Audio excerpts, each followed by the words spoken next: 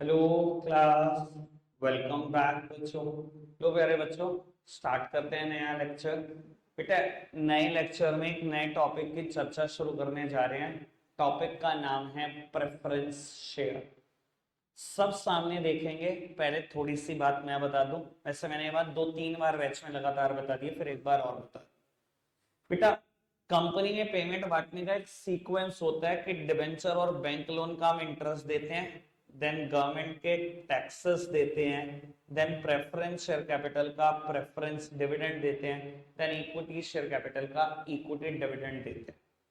बेटा, इन शेयर्स का नाम प्रेफरेंस शेयर क्यों रखा गया, मैंने इसकी दो वजहें बताई थी बैच में। बताई थी दो वजह कि जब भी डिविडेंड बांटा जाएगा, हमेशा इक्विटी शेयर से पहले इन शेयर्स का डिविडेंड दिया जाएगा।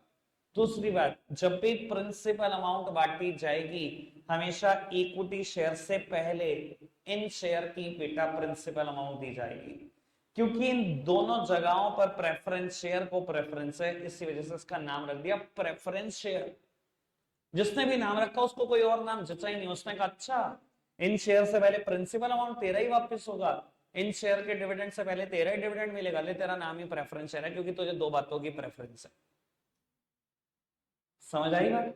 नाम रखने की वजह समझ में आई। इसके बाद कभी नाम रखने की वजह मत पूछना, मैं 3 से 4 बार बैच में ऑलरेडी रिपीट कर चुका हूं। ठीक है जी बेटा। अब मैं इंट्रोडक्शन पढ़ना शुरू कर रहा हूं प्रेफरेंस शेयर का। आज ही कई बच्चों का सुनाने में नंबर आ जाएगा, देख लेना। पढ़ते हैं जी प्रेफरेंस शेयर। कहता है the capital raised bye issue of preference share is called preference share capital. कहता है प्रेफरेंस शेयर इशू करने से जो भी कैपिटल रेज होती है उसे प्रेफरेंस शेयर कैपिटल बोलते हैं। ये इशू ऑफ शेयर के भी इंट्रोडक्शन में आई थी बात। आगे बढ़ाओ जी। कहते हैं the preference share holder enjoy a preferential position over equity share holder in two ways. कहते हैं प्रेफरेंस शेयर होल्डर को दो बातों की प्रेफरेंस है ओवर इक्विटी शेयर होल्डर। क्या दो बातें? वही दोनों बातें निकलेंगी, टेक्निकल लिखी हुई है।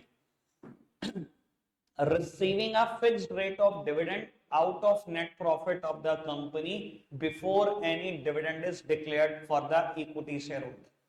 कहता है आपको फिक्स रेट ऑफ डिविडेंड मिलेगा before any dividend is declared for the equity share holder, मतलब इक्विटी शेयर होल्डर के डिविडेंड से पहले मिल जाएगा। कोई दिक्कत कोई परेशानी तो नहीं। दूसरी बात, receiving their capital after the claims of company's creditor have been settled at the time of liquidation। कहता है आपको आपकी कैपिटल मिल जाएगी कब? जब कंपनी के क्रेडिटर का क्लेम खत्म हो जाएगा। बेटा, डिबेंचर होल्डर को ना क्रेडिटर ऑफ द कंपनी भी बोलते थे, डिबेंचर के इंट्रोडक्शन में लिखा है। कहता है आपको आपकी कैपिटल मिल जाएगी जब कंपनी के क्रेडिटर का क्लेम खत्म हो जाएगा, यानी कि इनके क्लेम खत्म होने के बाद आपकी कैपिटल मिल जाएगी, इक्विटी से पहले ही मिल जाएगी। मैंने कहा था टेक्निकली लिखा हुआ है। देखो, इसी बात को आसान शब्दों में भी बताएगा। यहां तो इसने लिख दिया टेक्निकल, अब कहता है इन अदर वर्ड्स, आ गया आसान भाषा पे। As compared to the equity shareholder, the preference shareholder have a preferential claim over dividend and repayment of capital. That's it। आसान भाषा में बता दिया कि इक्विटी से पहले तुम्हारा डिविडेंड, इक्विटी से पहले तुम्हारी कैपिटल। अब बताओ जी, कोई दिक्कत कोई परेशानी तो नहीं? क्लियर है बात? बढ़ सकते हैं आगे। Introduction done. चलो जी बेटा, बात को आगे बढ़ा रहे हैं, मेरिट्स की चर्चा शुरू कर रहे हैं। बेटा, शुरू की दो मेरिट बिल्कुल खत्म। पहली मेरिट कहते हैं preference share provide reasonably steady income in the form of fixed rate of return and safety of investment. बेटा, कहते हैं प्रेफरेंस शेयर को क्या मिलता है? एकदम फिक्स्ड इनकम मिलती है, सेफ्टी ऑफ इन्वेस्टमेंट है, पैसा भी कहीं नहीं जा रहा, इक्विटी से पहले ही मिल जाएगा तुम्हारा पैसा, तुम्हें क्या दिक्कत है? ठीक है जी बाबू। सेकंड पॉइंट लगभग सेम। कहते हैं preference share are useful for those investor who want fixed rate of return with comparatively lower risk.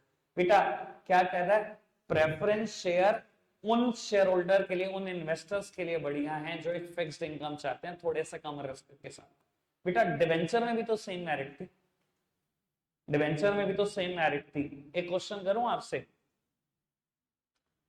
बाबू, मैंने ना आज तक जितनी भी बार टेबल बनाई है, एक क्वेश्चन है आपसे, आराम से सुनना, ऐसा लिखा है मैंने जितनी भी बार टेबल बनाई है, 9% डिवेंचर्स, 12% प्रेफरेंस शेयर कैपिटल। कोई मुझे बताएगा कि मैंने हमेशा यहीं ज्यादा क्यों लिखा है, यहां कभी क्यों नहीं ज्यादा लिखा?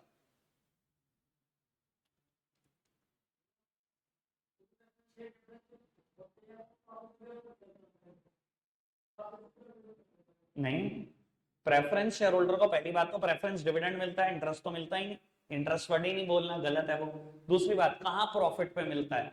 भाई प्रॉफिट में तो सिर्फ पार्टिसिपेट इक्विटी शेयर करते हैं। अगर मैंने इससे 10 लाख रुपए लिए तो 10 लाख का 12% देना है। मैंने प्रॉफिट चाहे 5 करोड़ कमाया, 5 करोड़ का थोड़ी 12% देना, देना तो इसका है।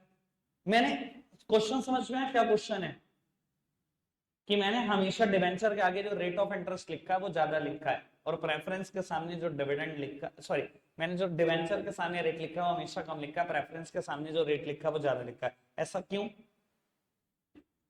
अच्छा चलो सुन बेटा, जिंदगी में हमेशा कंसेप्ट है more the risk more the gain, ऐसा ही है।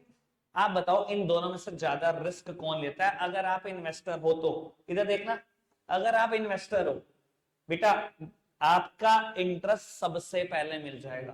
कोई रिस्क ले रहे हो आप? Zero risk. आपका पैसा मैं एक दिन भी रोक सकता हूं? नहीं रोक सकता। अच्छा, प्रेफरेंस का पैसा रोक सकता हूं कि नहीं रोक सकता? मेरी कंपनी को लॉस हुआ नहीं देता, क्या होगा अगले साल डबल ले लोगे, रोक तो सकता हूं। सर ज्यादा रिस्क कौन ले रहा है? प्रेफरेंस वाले ले रहे हैं, और जिंदगी का प्रिंसिपल है more the risk more the gain. तो आपका डिविडेंड का रेट हमेशा डिवेंचर से ज्यादा होता है। समझ आई बात? सर कुछ बातें ना किताबों में भी नहीं है, ध्यान रखना। मैंने ना आपको चैप्टर शुरू होते ही बोल दिया था, चैप्टर स्ट्रेंथ है, और अगर फील ना हुई ना तो मजा नहीं आएगा। क्लियर है बात? दावत तैयार है छोले जी की तरफ से? बेटा शुरू के दोनों पॉइंट पढ़ना है फटाफट से, एक बार फटाफट से बताओ कोई प्रॉब्लम है तो। Preference share provide reasonably steady income in the form of fixed rate of return and safety of investment. Sir steady income है, फिक्स रेट ऑफ डिविडेंड मिलता है, यहाँ लिखा हुआ है लोअर रिस्क के साथ।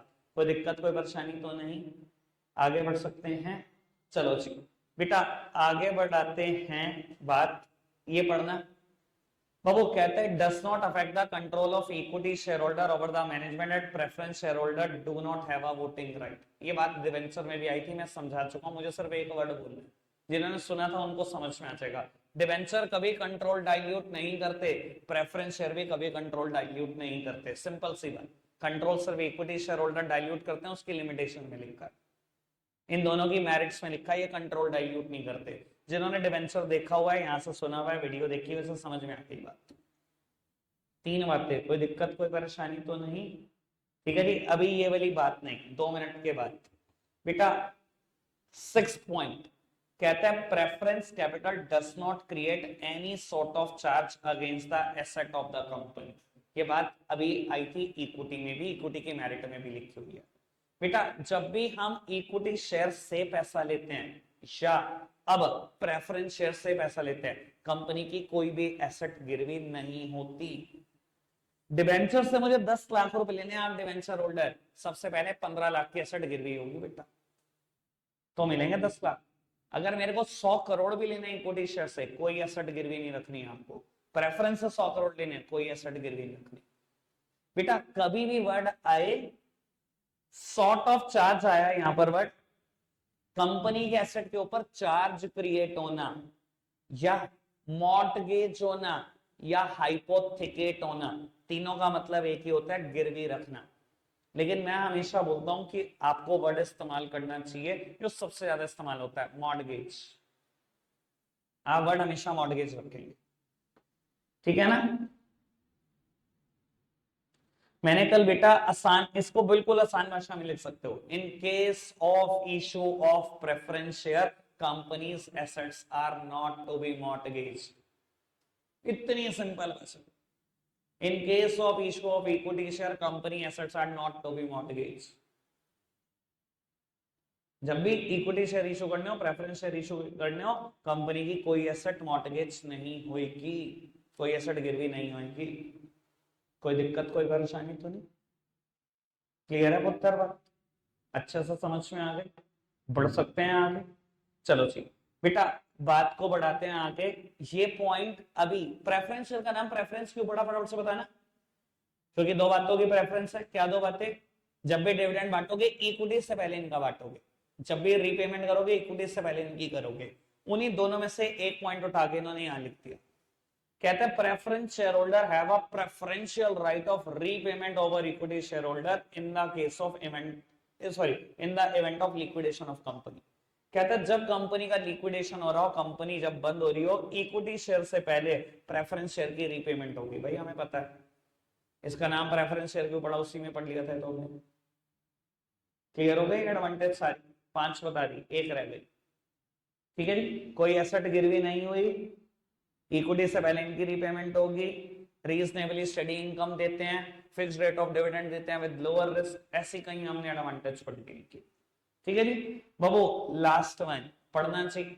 अगेन मैंने लास्ट में क्यों कराई, वजह है भाई मुझे किसी भी एंगल से प्रेफरेंस की मेरिट नहीं लगती। पता नहीं क्यों एनसीईआरटी को कब समझ में आएगी ये बात। अब बताना ये प्रेफरेंस की मेरिट थी क्या, पढ़ते हैं। कहता है payment of fixed rate of dividend to preference shares may enable a company to declare higher rates of dividend for the equity shareholder in good times। कहता है क्योंकि प्रेफरेंस शेयर को तो फिक्स्ड रेट ऑफ डिविडेंड ही मिलना है।